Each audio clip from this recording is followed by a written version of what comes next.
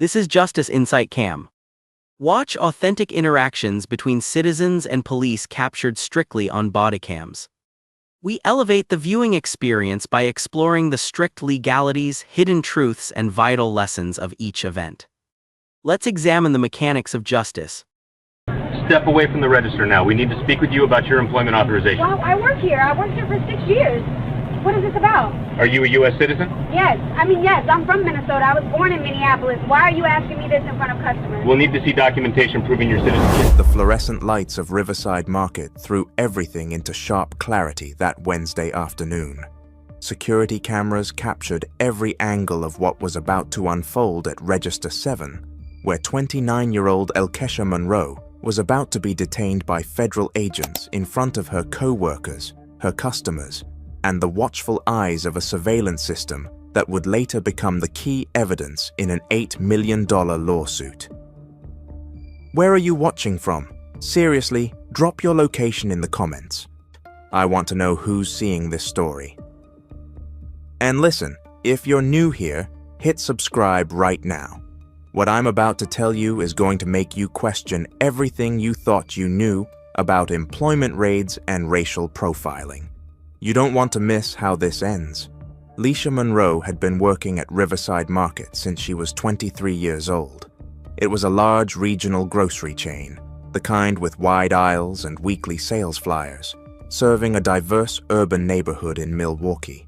He knew her by name. She'd grown up in She'd grown up in Minneapolis in a middle-class neighborhood where her mother was a school nurse and her father was a union electrician. She'd gone to public schools, played volleyball in high school, graduated with decent grades, but no scholarship money for college.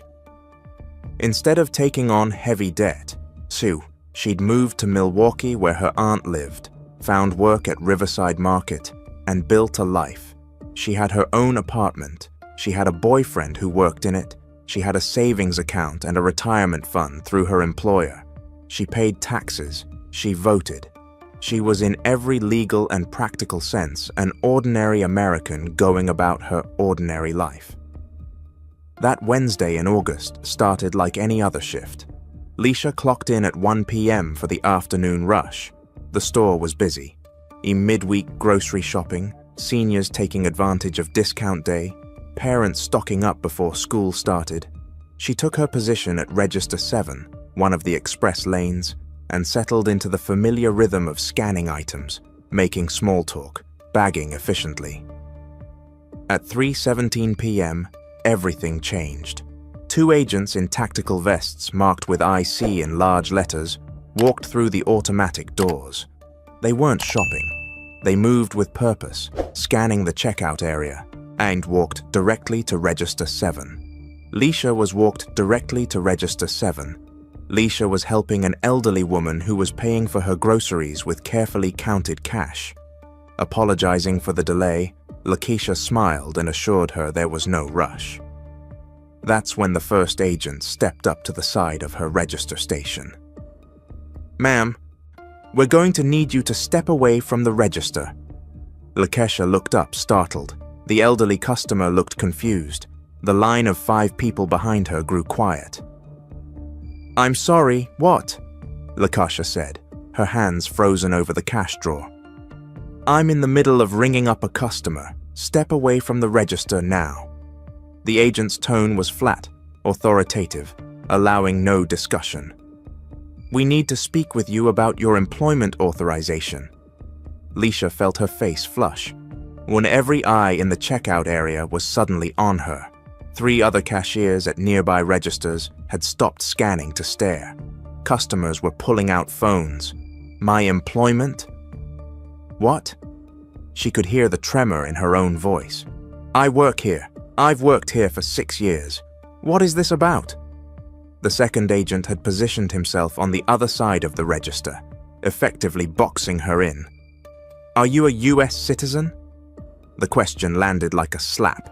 Leisha felt something cold and sharp settle in her chest. She knew exactly what was happening.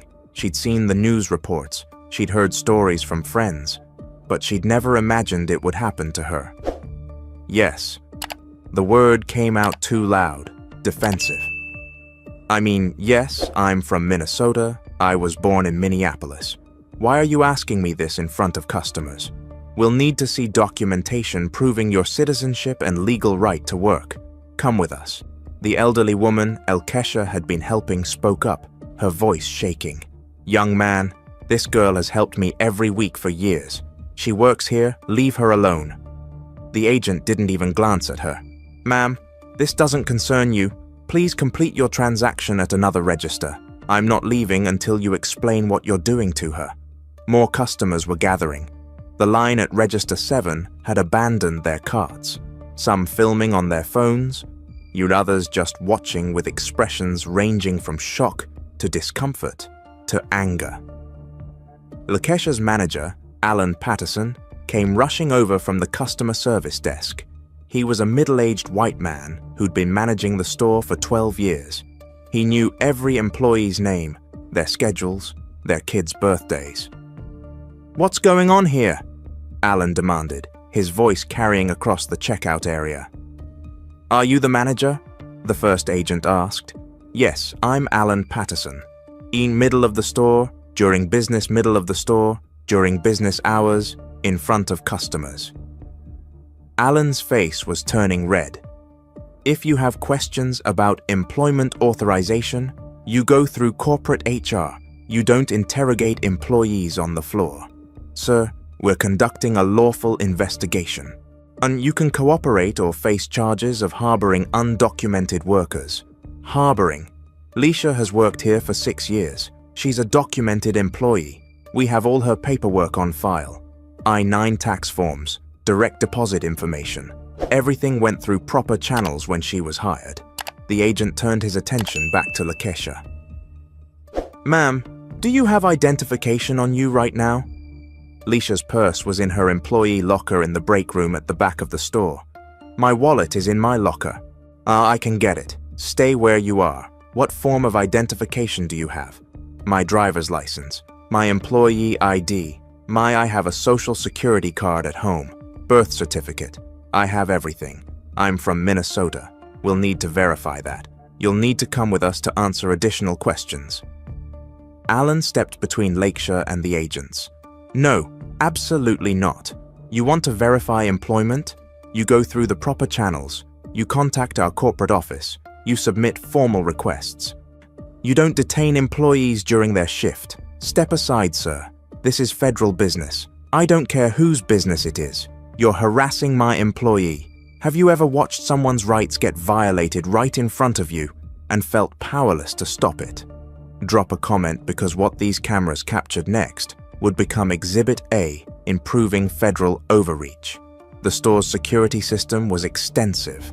Riverside Market had cameras everywhere at every register, covering every aisle, monitoring entrances and exits, watching the parking lot. The system recorded continuously in high definition, storing footage for 90 days before overwriting. What those cameras captured over the next 23 minutes would become the cornerstone of a lawsuit that would change federal enforcement protocols. The footage showed the agents refusing Alan's request to go through proper channels. It showed them demanding that Lakesha leave her register immediately. It showed Alan calling corporate security on his cell phone, speaking urgently about his situation in progress.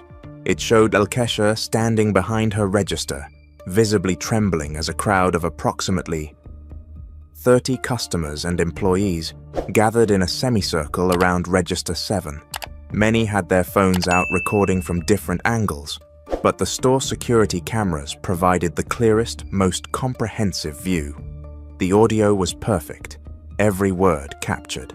Ma'am, for the last time, you need to come with us voluntarily or we will place you in custody. In custody for what? Leisha's voice broke. I haven't done anything wrong. I was born in Minneapolis. My mom is Sandra Monroe. She's a nurse at Roosevelt Elementary. My dad is Curtis Monroe. He works for the electrical union. I grew up on Lyndale Avenue. I went to South High School. What do you want me to say? We need official documentation, not stories. Stories? My life is a story to you. One of the customers filming stepped closer. "Excuse me, agents, but I'm a lawyer. What's your probable cause for detaining this woman?" The second agent, who'd been silent until now, finally spoke. "We're conducting a worksite enforcement operation. We have the right to verify employment eligibility. Worksite enforcement requires advance notice to the employer and proper protocols. You can't just walk into a store and start interrogating random employees. What specific information do you have suggesting this woman is unauthorized to work?" "That's confidential." "Confidential." The lawyer pulled out a business card and handed it to Lakeshire. "Ma'am, don't answer any more questions without representation present. These agents are violating proper procedure." The first agent's expression hardened. "Sir, you're interfering with a federal investigation. Step back. I'm witnessing a potential civil rights violation. I'm staying right here." The confrontation was escalating. Alan had gotten corporate security on the line, and they were conferring with their legal team. Other employees were recording on their phones. The elderly woman who'd been at Lakeshire's register was calling local news stations. And through it all, Lakesha stood behind Register 7, her hands gripping the counter, trying to understand how going to work had turned into this nightmare. "We're taking you into custody," the first agent said finally. "Dokhaus, you'll be transported to a federal facility where your citizenship and employment authorization can be properly verified." "You can't do that," Alan practically shouted. "She's a US citizen. She has rights. She has the right to prove her status. Until then, she's being detained as part of an employment verification investigation." The agent reached for Lakesha's arm. She instinctively pulled back, not aggressively, just a reflexive flinch from a stranger grabbing her. "Don't touch me." Her voice was high with panic now. "I didn't do anything. Someone call the police. Call someone. We are federal agents. We have authority here." "Ma'am, listen to me." It was the lawyer customer again, speaking quickly. "You don't have to go with them without a warrant. They're bluffing about their authority. Stand your ground." But Lakesha wasn't a lawyer. She was a grocery store cashier who'd been taught to respect authority, to comply with police, to not make waves, and she was terrified. I'll go," she said quietly. "I'll go. Just please don't handcuff me. Please don't do that in front of everyone." "That's your right to refuse," the lawyer started. "I don't want to make this worse." Lakesha's eyes were filled with tears. "I just want this to be over. I'll go prove I'm a citizen, and then I'll come back." "Right, that's how this works." The agent nodded. "If your documentation checks out, you'll be released." It was a lie, or at least it was misleading enough to function like one. Elisha was taken from the store without handcuffs, but flanked by both agents like a criminal. Alan followed them to the parking lot, still on the phone with corporate still arguing. Customers poured out after them, filming everything. The agents put Lakesha in the back of an unmarked sedan. Through the window, she could see Alan gesturing frantically, other employees crying, customers shaking their heads in disbelief. The car pulled away, and Lakesha Monroe, born in Minneapolis, or educated in American public schools, employed and tax-paying and utterly innocent, was taken into federal custody. The detention facility was 40 minutes away. Lakesha was processed like anyone accused of being in the country illegally. Fingerprinted, photographed, her belongings inventoried. Her cell phone was taken. Her employee ID badge was noted but dismissed as insufficient proof of citizenship. "I need to call someone," Leisha said. "My manager knows I'm a citizen. My family can bring documents. You'll be allowed a call once processing is complete." Processing took 6 hours. By the time Lakesha was finally allowed to use a phone, it was after 10 p.m. She called her mother in Minneapolis. Sandra Monroe answered on the first ring. "Keisha, honey, where are you? Your manager called hours ago, saying you've been taken by federal agents. What's happening?" Leisha broke down. Through tears, she explained everything. The agents at her register, the detention. The accusations that she wasn't authorized to work despite being born in Minnesota.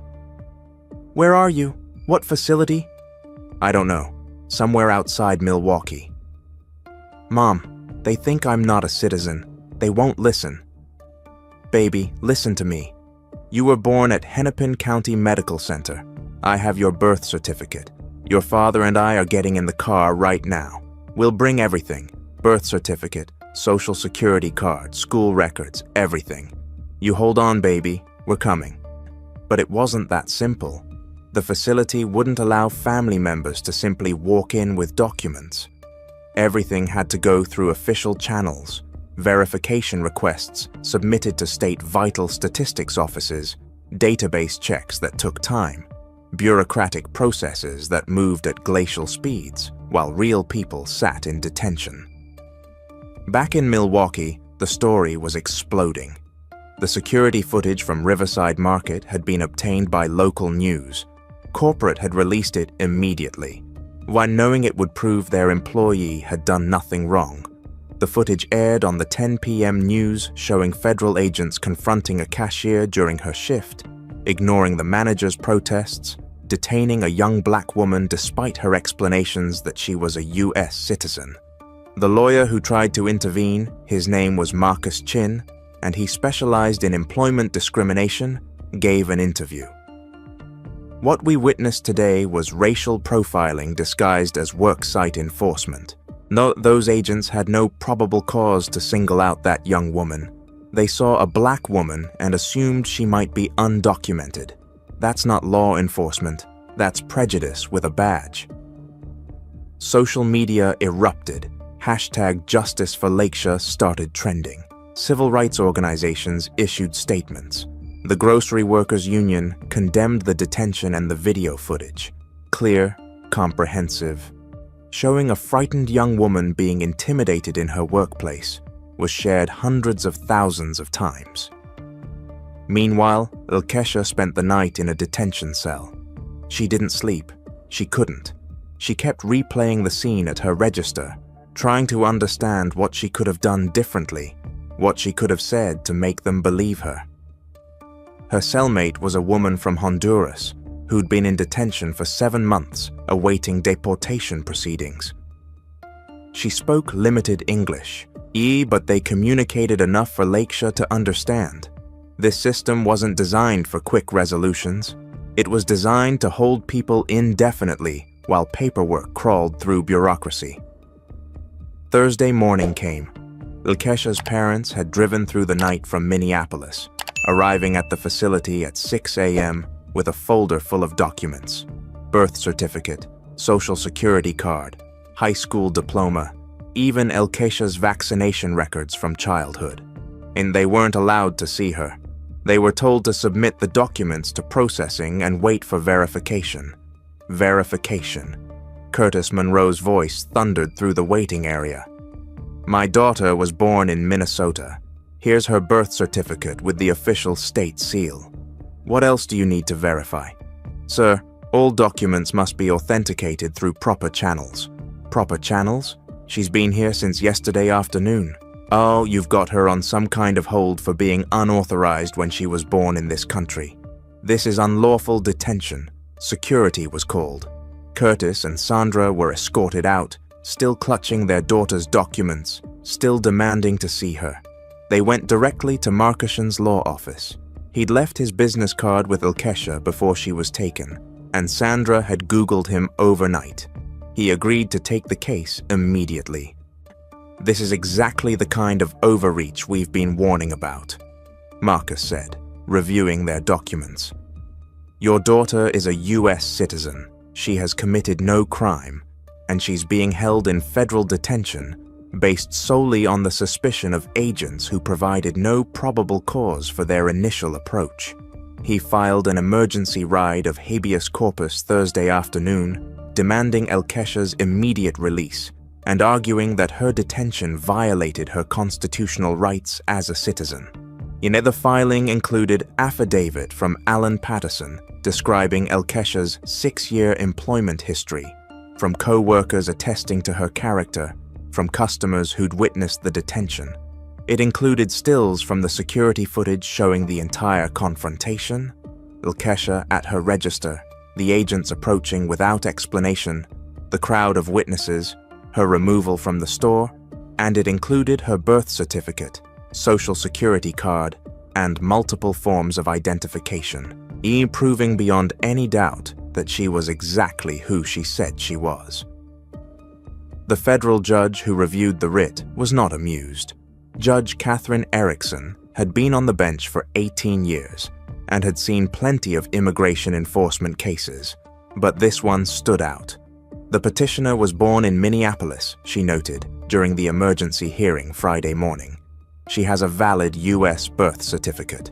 She has been employed at the same establishment for 6 years. She has no criminal record.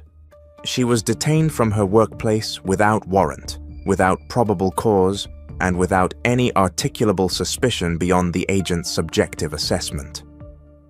On what grounds is she still in custody? The government attorney struggled to answer.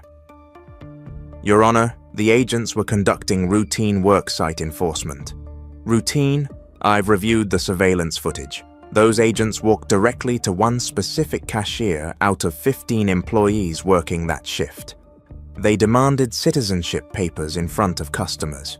They ignored the store manager's attempts to provide employment records. They detained a U.S. citizen for Judge Erickson, checked her notes, 41 hours and counting. What part of that is routine? Should federal agents need actual evidence before detaining citizens at their workplace? Let me know what you think in the comments, because this judge was about to set a precedent that would change enforcement protocols nationwide. Judge Erickson ordered Alkesha's immediate release. Not in 24 hours, not pending further review. Immediate. The petitioner is a United States citizen detained without cause. Her continued detention is unlawful. She is to be released within 2 hours of this order, with all personal belongings returned, and with transportation provided back to Milwaukee at government expense. Leisha walked out of the detention facility at 1:30 p.m. on Friday, in 50 hours after being taken from Register 7 at Riverside Market. Her parents were waiting along with Marcus Chin, a crowd of supporters who'd driven from Milwaukee, and multiple news cameras. She looked exhausted, traumatized. Her braids were disheveled from 2 nights of fitful sleep on a detention center cot. She was still wearing her work uniform, the Riverside Market polo shirt, and khaki pants she put on Wednesday morning. Isandra wrapped her daughter in her arms and didn't let go for a full minute. Curtis stood behind them, his hand on Lakeisha's shoulder, his jaw clenched against the anger and relief warring in his expression. Marcus stepped to the microphones. Lakeisha Monroe is a United States citizen who was unlawfully detained from her workplace, held in federal custody for 50 hours, and denied her basic rights. We are filing a lawsuit to ensure this never happens to anyone else. In the lawsuit filed 2 months later was strategic and comprehensive. It named the 2 IC agents individually, their supervisors, the regional IC director, and the Department of Homeland Security. It alleged violations of Fourth Amendment rights, unlawful seizure without probable cause, Fifth Amendment rights, deprivation of liberty without due process, and 14th Amendment rights, racial discrimination in enforcement. The complaint detailed Alkesha's background, her employment history, on her citizenship, and her complete lack of any characteristic that should have drawn federal attention. It described the detention, approached at her workplace without justification, questioned about her citizenship in front of colleagues and customers, detained despite offering to provide documentation, held for 50 hours despite readily available proof of citizenship. It included the security footage, 23 minutes of high-definition video showing the entire confrontation from multiple angles. And the footage was devastating. It showed peaceful workplace suddenly disrupted, a frightened employee being interrogated, customers trying to intervene, and agents refusing to follow proper protocol. It included expert testimony about the psychological impact of wrongful detention. Lakeshia had developed anxiety, had difficulty returning to work, experienced panic attacks when she saw anyone in a suit who looked official. She'd had to enter therapy to process the trauma of being treated like a criminal in front of people she saw every day. And it included statistical analysis of AC enforcement patterns, showing that worksite raids disproportionately targeted workplaces with high percentages of black and brown employees, that individual detentions during such raids overwhelmingly involved people of color, and that in jurisdictions like Milwaukee, either citizens of color were questioned about their status at rates far exceeding demographic representation. The lawsuit sought $8.4 million in damages, $1.9 million in compensatory damages for the detention, lost wages, emotional trauma, and ongoing psychological treatment, $6.5 million in punitive damages to send a message about the cost of racial profiling and constitutional violations. Discovery was brutal for the government's case. The agent's own record showed they'd visited Riverside Market specifically because an anonymous tip had claimed the store employed illegal workers. The tip provided no names, no specific allegations, no credible information, just a vague claim that became justification for a raid. When pressed about why they had approached Lakeshia specifically out of 15 employees working that afternoon, the agents couldn't provide a coherent answer. She fit a general description we were looking for. What description? The tipster mentioned young female employees. There were 7 young female employees working that afternoon, visible on the security footage. Why did you approach only Ms. Monroe? Silence. Was it because Ms. Monroe is black? Race had nothing to do with our decision. Then what criteria did you use to single her out? More silence. The pattern was undeniable.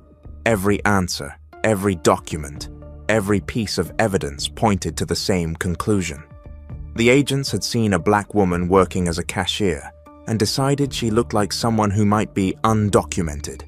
They had acted on that assumption without probable cause, without evidence, without anything beyond racial profiling. Expert witnesses testified about the Fourth Amendment requirements for detentions. Citizens cannot be stopped and questioned about their status without specific articulable suspicion of illegal activity. Working while black is not suspicious activity. Being a cashier while black is not probable cause. Constitutional scholars testified that the detention violated clearly established law. The 50-hour hold without charge, without access to counsel, without proper verification despite available documentation. All of it constituted deprivation of liberty without due process. Employment law experts testified about the chilling effect such raids have on workplaces. After Lakeshia's detention, Riverside Market reported that 3 employees quit immediately, too frightened to continue working there. Multiple employees of color requested transfers to back-of-house positions where they'd be less visible, and customer complaints flooded in from people who'd witnessed the detention and didn't feel safe shopping there anymore. The trial lasted 3 weeks. The jury watched the security footage repeatedly, Lakeshia at her register, helping the elderly woman, warning the agents approaching without explanation, her increasingly desperate explanations that she was a citizen, her tears when they insisted she come with them. They heard Lakeshia testify about the experience, about the humiliation of being questioned in front of customers she'd served for years, about the fear of being handcuffed in her workplace, about the 50 hours in detention, wondering if anyone would believe she was telling the truth, about the panic attacks she now experienced at work, and the therapy she required, the way she flinched whenever someone in a suit entered the store. "I was born in Minneapolis," Lakeshia said from the witness stand, her voice steady, but her hands trembling. "I've lived in this country my entire life. I've never broken a law. I've worked hard, paid my taxes, done everything right, and I got treated like a criminal because 2 agents looked at me and decided I looked illegal. That's not justice. That's racism. The agents testified in their own defense, but their explanations crumbled under cross-examination. They couldn't explain their probable cause. They couldn't justify bypassing the store's management and corporate HR. They couldn't account for why verification of citizenship took 50 hours when Elkesha's birth certificate was available within 12 hours of her detention. Their supervisor testified that the agents had followed standard protocols for worksite enforcement. But when presented with the actual IC protocols, which required coordination with employers, specific targeting based on credible information, and rapid verification of citizenship claims, it became clear those protocols had been ignored. The jury deliberated for 8 hours over 2 days. When they returned, their verdict was unanimous. Liable for unlawful seizure and detention. Liable for racial discrimination and enforcement. Liable for violation of due process rights. Liable for intentional infliction of emotional distress. Compensatory damages $2.1 million for the detention, trauma, lost wages, and ongoing psychological treatment. Punitive damages $6.3 million to punish the violation and deter future misconduct. Total $8.4 million. The verdict made national headlines.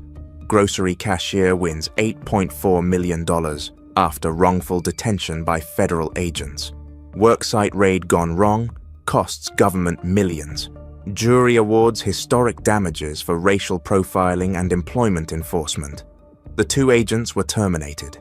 Their supervisor was demoted. The regional IC director faced an internal review that resulted in reassignment. NDHS implemented new protocols requiring documented probable cause before any worksite detention, mandatory verification of citizenship within 12 hours for anyone claiming U.S. citizenship, and supervisor approval for any detention lasting longer than 6 hours. The reforms wouldn't fix everything, but they represented accountability that might make future agents think twice. Leisha used part of the settlement to pay off her student loans from the community college classes she'd been taking at night. She bought her parents a new car to replace the aging sedan they'd driven through the night to bring her birth certificate. She donated to organizations that help detained immigrants who don't have her resources or her citizenship status. And she went back to work at Riverside Market. It took her 4 months to feel ready. Her therapist had encouraged her to take more time, but Lakesha was determined. "They don't get to take my job from me," she said. "They don't get to place her anywhere else in the store. To place her anywhere else in the store. Customer service, back office, anywhere she'd feel comfortable." But Lakesha chose Register 7. Her first day back, customers lined up specifically at her register. "I'm back." The elderly woman who'd been at her back. The elderly woman who'd been at her register that Wednesday afternoon came through with a small gift, a framed photo of Lakesha that had been captured in one of the news reports with a note. "You stood up for all of us. Thank you for your courage. Leisha still works at Riverside Market." She was promoted to front-end supervisor, then to assistant store manager. She's become an advocate for workers' rights, speaking at union events and community forums about her experience. She works with immigrant rights organizations, understanding that her citizenship status gave her protections that others don't have.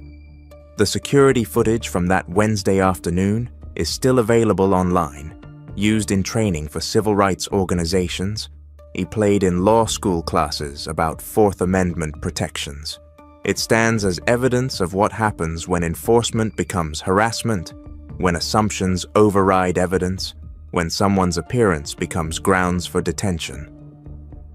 3 years after the incident, Elkesha was invited to speak at a conference on immigration enforcement reform. She told her story to a room full of advocates, attorneys, and policymakers. "I was lucky," she concluded. "I had my birth certificate. I had parents who could drive through the night to help me. I had a lawyer who took my case. I had a judge who recognized the violation, but most people don't have all that. Most people who get detained don't have the resources to fight back. My case made headlines because I'm a citizen and the violation was so clear. But every day, people who look like me get questioned, detained, treated like they don't belong, and we need to change that. The conference room erupted in applause. But Kesha wasn't done. Those agents looked at me at my register and decided I looked illegal. Not because I was doing anything wrong, not because they had evidence, but because in their minds, black women working minimum wage jobs must be immigrants. That assumption cost them $8 million. But more importantly, it cost me my sense of safety. It cost me the belief that working hard and following rules would protect me. It taught me that being born here isn't always enough if you don't look the way people think Americans should look. She paused, gathering herself. So I'm asking you, all of you working on these issues, to remember that behind every case, every statistic, every enforcement action, there are real people. People like me who just want to go to work, do their jobs, and come home safely. People who deserve to be treated like the citizens they are. People whose rights matter as much as anyone else's. What would you do if you were questioned about your citizenship while simply doing your job? How would you prove you belong in the country where you were born? Drop your thoughts in the comments. And if this story made you think about enforcement and profiling in a new way, hit that subscribe button. These stories need to be told, they need to be heard, and they need to spark real change. Thanks for being here. I'll see you in the next. We value your viewership. Should you find this investigative report helpful, be sure to like, share, and subscribe to Justice Insight Cam. Keep a watchful eye, stay safe, and join us for the next compelling story.